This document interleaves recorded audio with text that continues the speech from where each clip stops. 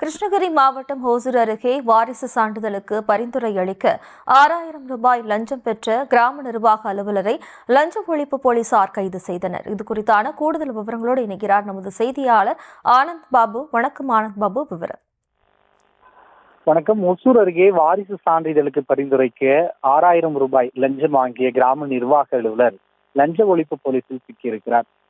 ஒருவர் வாரிசு சான்றிதழ் பெற வேண்டுமானால் உயிரிழந்தவரின் வாரிசுகள் முதலில் கிராம நிர்வாக அலுவலருக்கு ஆன்லைனில் விண்ணப்பித்து விஏஓ விசாரணை நடத்திய பிறகு வருவாய் ஆய்வாளருக்கும் பின்னர் வட்டாட்சியருக்கு பரிந்துரைக்கப்பட்டு பின்னர் ஆன்லைன் மூலியமாகத்தான் இந்த வாரிசு சான்றிதழ் வழங்கப்பட்டு வருகிறது. அவ்வாறு விஏஓ பரிந்துரைப்பதற்காக தென்கனிக்கோட்டை அடுத்த அன்செட்டி மாரியம்மன் கோவில் தெருவை சேர்ந்த மாரியப்பன் என்பவர் 26 ஆண்டுகளுக்கு முன்பு உயிரிழந்து விட அவரது மகன்கள் ஜெயராமன் உள்ளிட்ட வாரிசுகள் வாரிசு சான்றிதழ் கேட்டு சாலிவாரம் கிராம நிர்வாக அலுவலருக்கு ஆன்லைனில் விண்ணப்பித்துள்ளனர். வாரிசு சான்றிதழ் சம்பந்தமாக விஏஓ லட்சுமிகாந்த் அவர்களை அவரது மகன் ஜெயராமன் நேரில் சந்தித்த போது 6000 ரூபாய் லஞ்சம் கேட்டு முன்பணமாக 1500 ரூபாய் பெற்றிருக்கிறார். மீதம் 4500 ரூபாய் பணம் கொடுத்தால் மட்டுமே வாரிசு சான்றிதழ் வழங்க பரிந்துரைப்பதாக அவர் கூறியதை தொடர்ந்து பணம் கொடுக்க மனதில்லாத ஜெயராமன் கிருஷ்ணகிரி மாவட்ட லஞ்ச ஒழிப்புத்துறையினருக்கு தகவல் அளித்திருக்கிறார்.